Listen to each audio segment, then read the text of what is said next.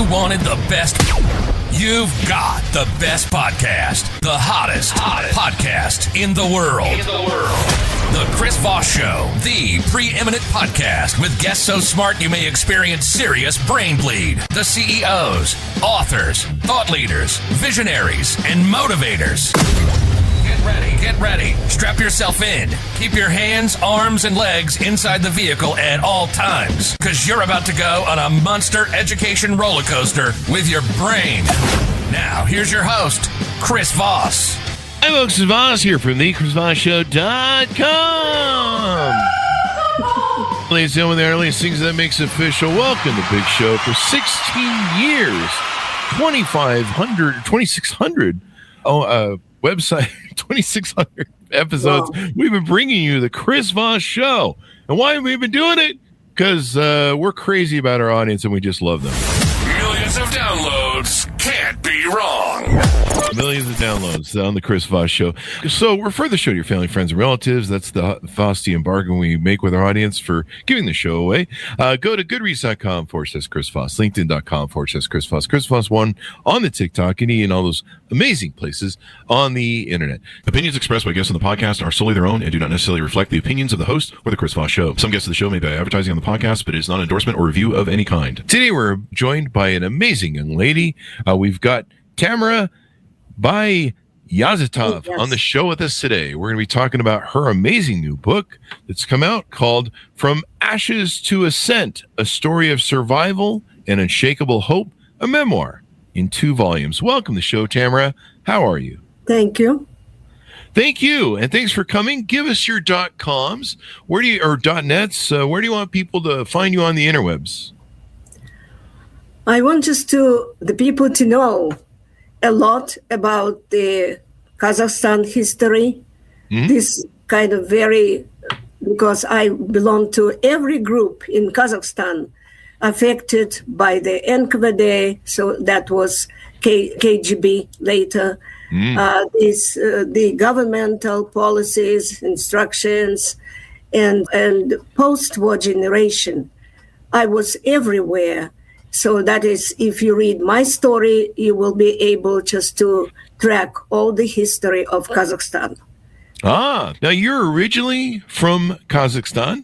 You believe Yes. that confidence, trust, and resilience are essential to life, though trust must be extended to caution. You immigrated to America. I immigrated to America at my 50. Oh, at the age of 50. Wow.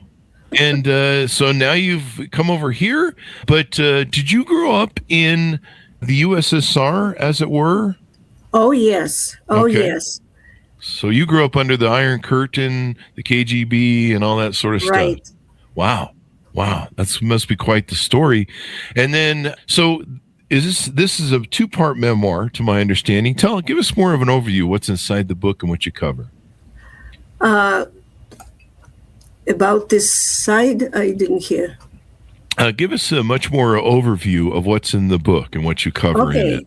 So the book, actually, this is my personal memoir, immigrant memoir, women's memoir, and my legacy to my family members, because it tells us a lot about hardships, about survival, and about how I became a fighter, finding my place, actually fighting for my place in life. My mom was very frustrated when she couldn't remarry because my father was missing at the front. Oh, really? And so she left with me. She was illiterate. So she never read me any stories. She never had me any pencil to draw something. She never talked to me. She was fighting just to find a piece of bread for me. But then, so I became a burden for her. The reason was that she could not remarry. At that time, there was like a policy for, in our nation. So you should not have children from another person. And so I became a burden for her. And from that time, so she was beating me She just cruelly, very cruelly. She broke my head because I lost the key from the house. So she beat me because I got cold and gave her problems how just well to help me. Everything that, every story, I had lots of stories there that can show you actually how I was fighting. And when I was 15, so I decided to struggle for myself, to fight for myself.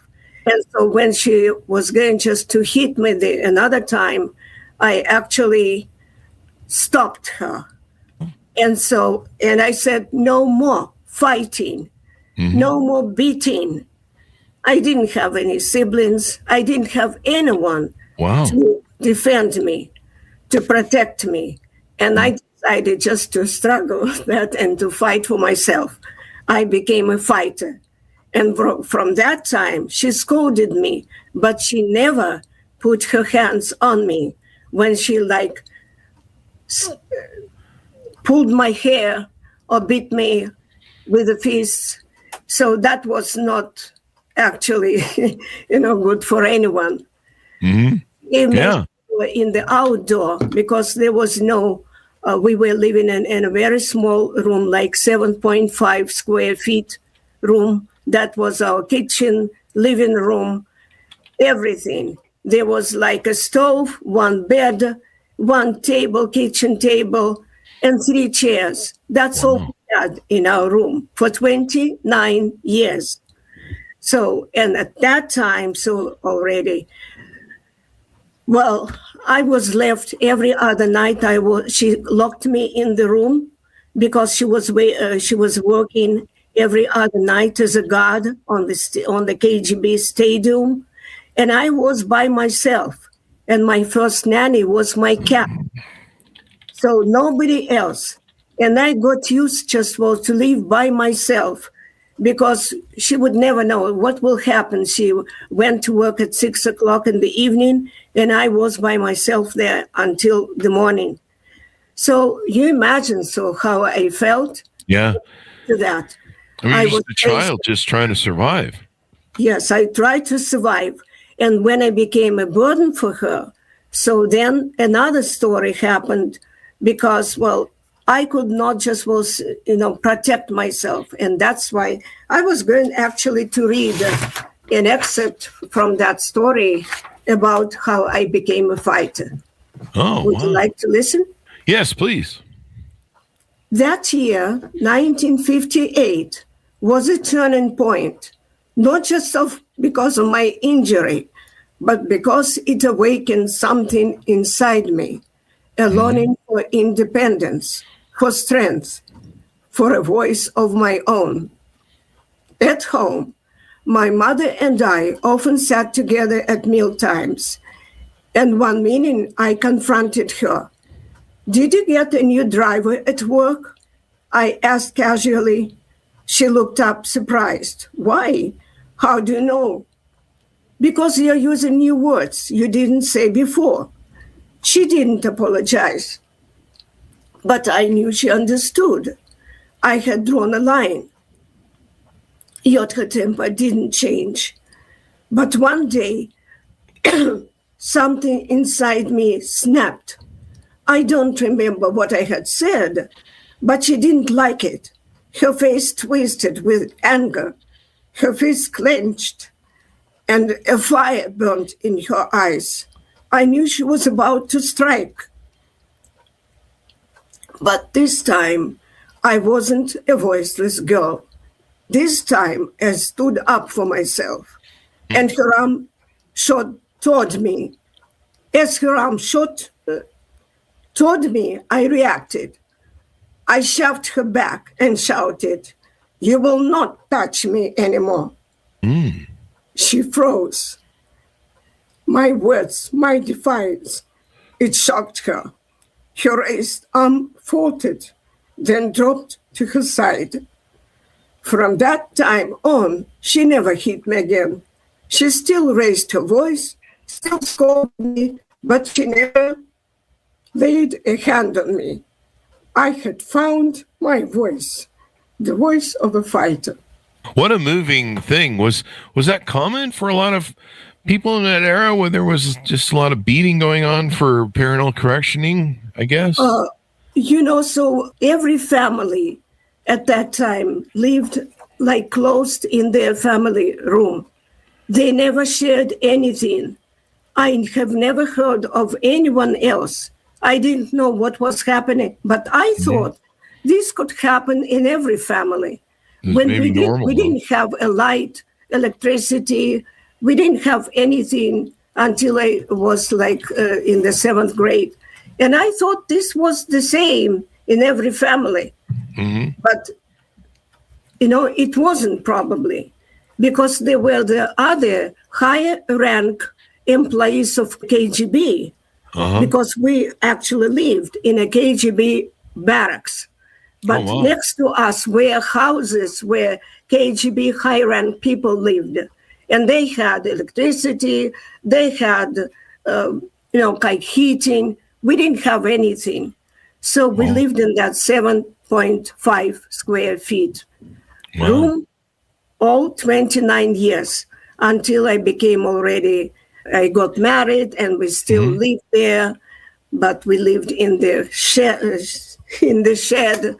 because we couldn't just and finally, so I was fighting for my place again, and I didn't go to the elections as everyone else was to go, because I said, I need a room for myself. And so finally they gave us, this was when I was 29 years old, when I had already 2 sons born, and we lived in that shed because my mom lived in the room and we lived in the shed, gluing the walls with newspapers. That's how we lived. So then, I went to college. I was actually in the College of the Foreign Languages at the English faculty. And so I was there for 5 years. And then I completed postgraduate courses, and I was sent to, that was in the north of Kazakhstan, to work at the English faculty. Everything was fine with me. And so I could work there, but my husband preferred just to stay in Alma-Ata. That was the capital of Kazakhstan. And so meanwhile, I belonged to every group. I was a little girl who went to the NKVD KGB kindergarten. I went to the summer camps that actually were built and were specially for the employees of the KGB people. Wow. But at the same time, KGB came back to me when we went to Baikal-Amur mainline project. That was the greatest project of that country, starting from 1975.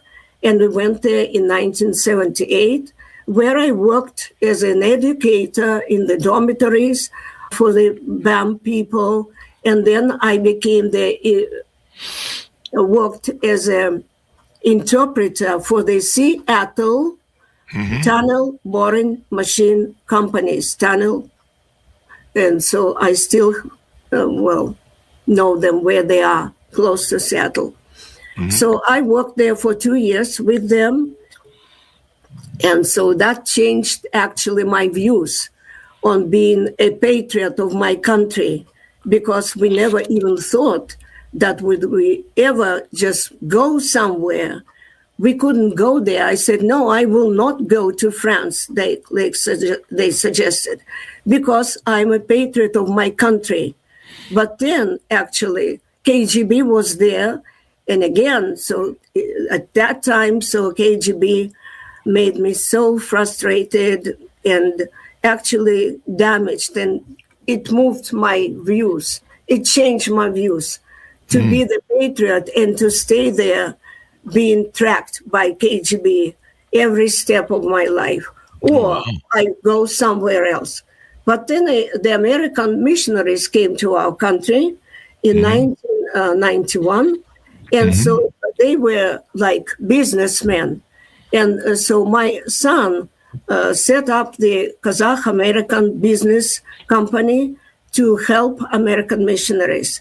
And one of them, there was a college student, he gave us an invitation for me to go to his wedding party in Dallas, Texas. And that's where we decided just that we stopped there. But it was the time when the collapse of the Soviet Union in 91. Yeah. And so that is, everything changed. And so we decided just, well, to find a way to go to America. And so there, the relations between the countries, between the former Soviet Union republics changed. And Russia did not accept our dollars that we were bringing to come back to Kazakhstan. Oh, really? So they took our money at the customs in Moscow. And so we were left with $100 for me and for my husband and me to go to America. Oh, wow. From New York to New York. And there, so while we were on the plane, they suddenly called my name. And I said, gosh, okay, so in Moscow, they took all my money. What are they going to do with me right now? We were close to England already. And they said, your son has bought you tickets to go from New York to Dallas. And I was so happy. And then with $100, of course, we couldn't do anything.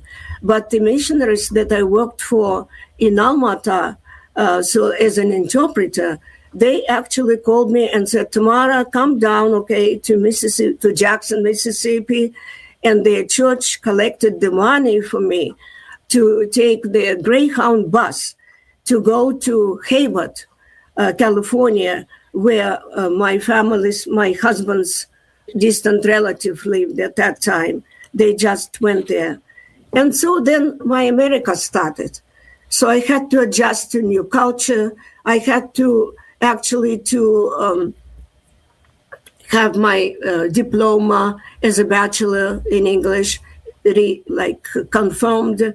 And I had to go to the university.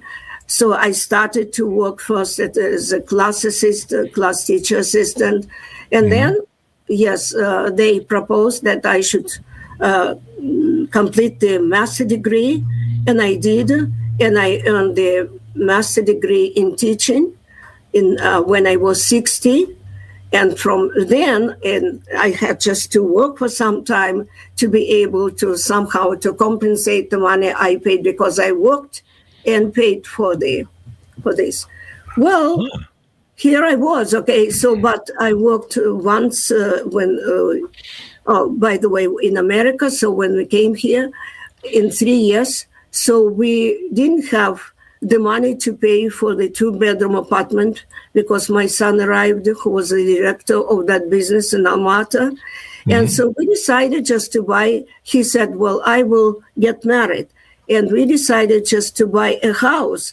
And we bought the house, which was not livable at all. Oh, wow. So that is, my husband is a craftsman. He's jack of all trades.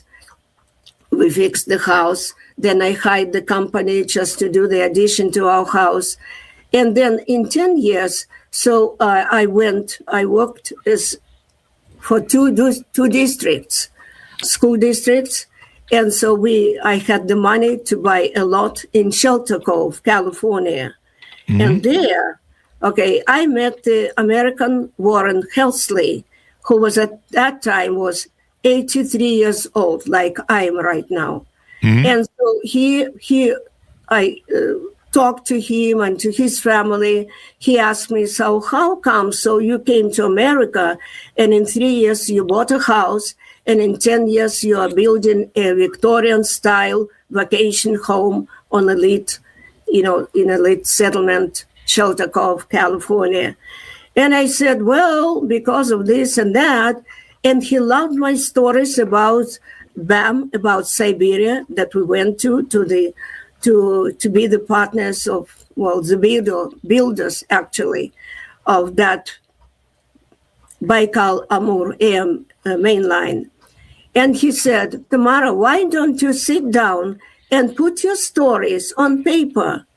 And that was 2005, actually. Oh, wow.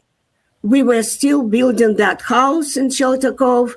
And so I started, but I still worked because after I completed my master's degree, I worked for 7 years just to be able to do something. So from that time on, I started just to write stories and showed that to Warren. And he listened to me, and he tried just to give me the tools, helping me with writing tools, because he was a graduate of business school, Harvard Business School, but he was an engineer.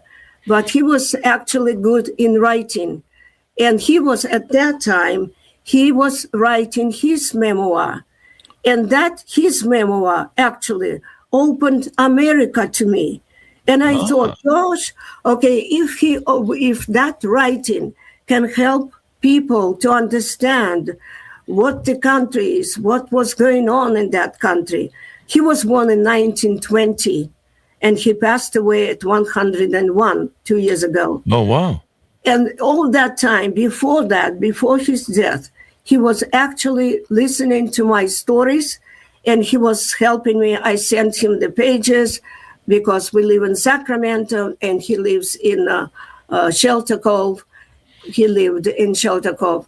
And so he was trying to help me with that. Mm-hmm. And I said, well, if his memoir opened America to me, why don't I write something for my family who already speak English? And from that time on, I started to think about my childhood, about the policies, about how people lived when they were actually people, city people and country people. They were different. Country people did not have passports. They were living like slaves, and they didn't get any salary in money, something. They got grain for their work. So they couldn't go from country to the city. That was something that I will never forget. And I will never forget the Siberia where I worked with such frosts that that was unbearable just for people. But so we still worked there, and I was very successful there. What a journey. What a journey. Yeah. So that's why, I had just to divide my book, because before that, in the first version, I was talking about dreams. I invited my family members. I wanted them to see what they should do to get their dreams done. And I said, dreams is not a lottery to win. You should work hard. You should make some actions and work hard just to have them completed. Then I was not satisfied, and I decided to republish my book, changing the connotation to because not all the dreams that I was actually having were completed. Then they changed the title. It says Chasing Dreams, because while chasing dreams, you need just to be on alert what you do and what you actually plan to have your dreams. Why? Is it worth for your life at all? Then I said, well, gosh, okay, if I show that if it is good for immigrants, it is the stories for women, how I survived with my husband, who was showing infidelity all his life. He was never a dad for my son. He was just a biological father. And I thought, gosh, okay, I need just to show it to the public. But to show it to the public, I had just to remove all the geographical, for example, locations, names that were all were good for my family, but not for the general public. And I decided just to show that I was fighting. That's why my first volume is Want to Fight and Win. And the other one is transformation of my actual vision, because I already grew up as a writer, and I thought, no, I should show it. So how I reached all my dreams in America. And that was the time. That's why Ashley was like poverty, hardships with the post-war generation there in Kazakhstan, and coming back to life, where we had traveled to many countries because my husband was a world and European champion in building historic ships. Oh, and wow. So, that's why I took him to France, to Italy, to Greece, to Bulgaria, to Romania, where the world and European championships were held. So that is, I actually brought him back, like a father, but my sons already grown up people. They don't need that like dad provider, which I had in Kazakhstan. So that's how I came up to these 2 volumes. Well, what a story and a journey as we go through life. Anything more you want to plug as we go out? I don't know. So any questions to me? No, I think you covered it all. You pretty much covered the whole book front to back. And what a journey. What a journey you took and went on there. So as we go out, give people your .net. Where can they find you on the internet and find out more? So on the internet, so you have my website, tamarabayazitov.net. And my publisher already showed me how it works. I opened that. But he showed me only like the book, and my book will be on Nobles and Barnes and Noble. So he submitted the file there. Well, and so I expect to see the Amazon Kindle also. And also one of the dreams was just to have it like an audio for my book, for people actually to listen to that story while they're, for example, on the plane or just, at home. So, and actually there was one offer to make it an audio because this book, as the people said, was good for the blind people. Oh, wow. Because I have a story about how I worked as we had summer camps that KGB just built, summer camps for the employees of KGB at that time. And so one of this, and I was there a pioneer leader. I had 30 kids there. And once we were awarded for my work there in the summer camp, and we went to the blind people camp, where blind people were sitting on the branches of the cherry tree, and they were there. But so under the tree, there was a table where a lady sat, and she was making, like, we call them vareni, like dumplings with cherries. And then those blind people showed us how they lived. Their dormitories were in such a perfect order that it was just a wonder how blind people lived there. And so that story actually, I told people, Americans, about it later, how blind people were considered like invalid people. That's what we had this word. Invalid means, but in English it is like invalid. So they were living in a separate, like behind the fences. They were having their own life there because they were not accepted by people outside of that camp. Wow. So that is why, so that idea was like, so I would love just to help the blind people. But that person who actually offered that to me, he disappeared. I cannot find him. Oh, wow. But I still have this idea to have somehow Amazon or somebody just will to help me make it out there. Well, Tamara, thank you very much for coming on over. We really appreciate it and all that good stuff. Thank you very much for coming by. Wonderful story of adversity and triumph. You're very welcome. So if you have any more questions, you can reach me on my phone, on my site. Actually, I don't know if I can share the website. Not only the website, but my email. Mm-hmm. Well, go ahead if you want. Share it. Yeah. Okay. My last name, my first name at yahoo.com.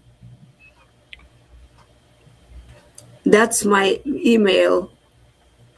That everyone can see. That probably they have it on my website.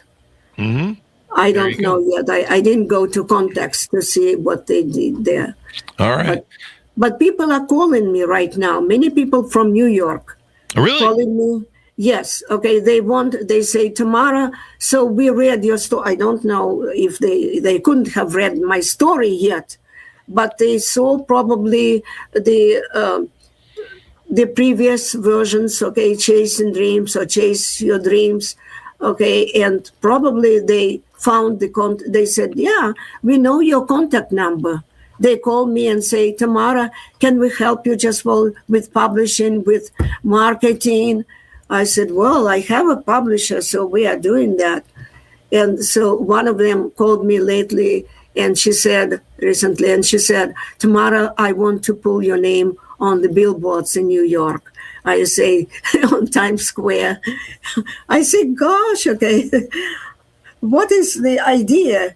I cannot go there. She says, no, you don't go there. So we'll put you on the billboard, and everybody will be happy just to know who you are. Yeah. And I said, wow. That will be amazing. So as we go out, excuse me, thank you, Tamara, for coming on the show. We really appreciate it. So order up the book, folks, wherever fine books are sold. Tamara, give me the title of that book, if you would, please. The one the previous versions? The ones that we've been talking about, the title that we've been talking about. So from Ashley to Ascent is going to be on Amazon. I said that I haven't gotten any credentials yet from my publisher. Okay. I don't know how to go there yet, but it will be there. All right. We'll look forward to seeing that. Thank you very much, Tamara, for coming on the show. Thanks to our audience for tuning in. Go to goodreads.com/Chris Voss, LinkedIn.com/Chris Voss, Chris Voss 1 on the TikTok and all those crazy places on the internet. Be good to each other. Stay safe. We'll see you next time. You've been listening to the most amazing, intelligent podcast ever made to improve your brain and your life. Warning, consuming too much of the Chris Voss Show podcast can lead to people thinking you're smarter, younger, and irresistible sexy. Consume in regularly moderated amounts. Consult a doctor for any resulting brain bleed.